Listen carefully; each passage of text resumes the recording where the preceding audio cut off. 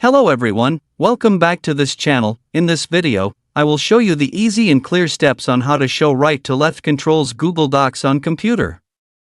So how to show right to left controls Google Docs on computer? Make sure you keep watching this video until the end. Let's get started right away. Firstly, just go to Google Docs on your computer or laptop. And this is the initial display of Google Docs. Just point the cursor to the top left of the screen.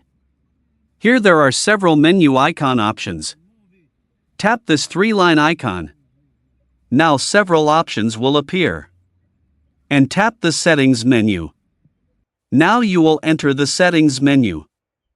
Here there are lots of options. On Show Right to Left Controls, tap to activate. This feature allows users to display right-to-left controls in Google Docs, useful for writing in languages such as Arabic or Hebrew. So that's it, tutorial how to show right-to-left controls Google Docs on computer. Thank you for watching. I hope this video is useful. See you in the next video.